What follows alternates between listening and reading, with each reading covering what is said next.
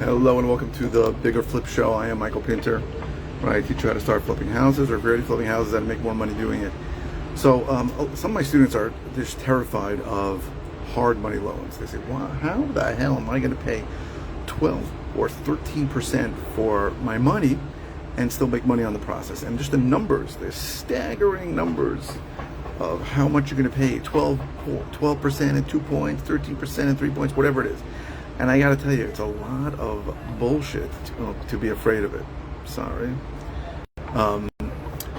Here's the story. I think the first deal I ever did, I paid 16% with 6 points, which sounds, bad. But the truth is that money got me my first deal. I made a lot of money on that house. I actually rented it for a while and then sold it to one of the tenants on a rent-to-own basis.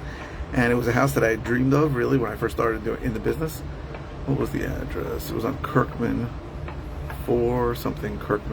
Avenue in Elmont. And here's the way you have to look at hard money. First of all, it's for a short term, right? It's something you should be paying interest on it for less than a year. Sometimes even much shorter, sometimes 4 or 5 months. So you can't look at the interest rate and say, wow, if I pay that interest rate, I'm going to lose money.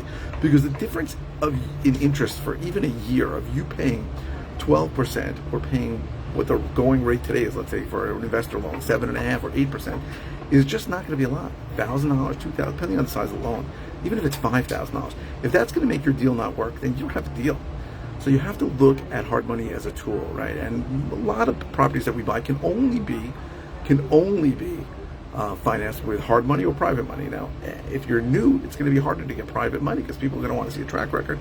So use hard money in the beginning and don't be afraid of it, and be happy to pay a high rate because your lender's going to love you and they're going to want to lend you more.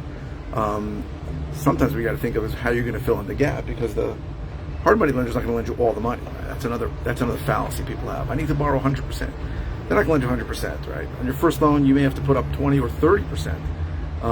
And there are lenders who will lend you 90%. You'll only have to put up 10%. For 10% of the purchase price plus closing costs, and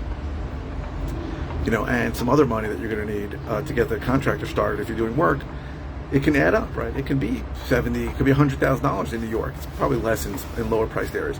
But don't be afraid of it. Embrace it and say, you know what? This is going to let my deal get done. So don't be afraid of hard money. I promise you, it is something that is a tool that you're going to use. And when you really do the math, about how much more interest, more interest you're going to pay over what a conventional regular loan would be, it's not that much money. So don't be afraid of hard money. I hope this was helpful. If you need hard money, or you're interested in finding out more about how hard money works, then just type in the comments or below somewhere, type in hard money, and I can send you something about lenders that I use, lenders that other people use, and I'm happy to help in any way that I can. Thank you for watching.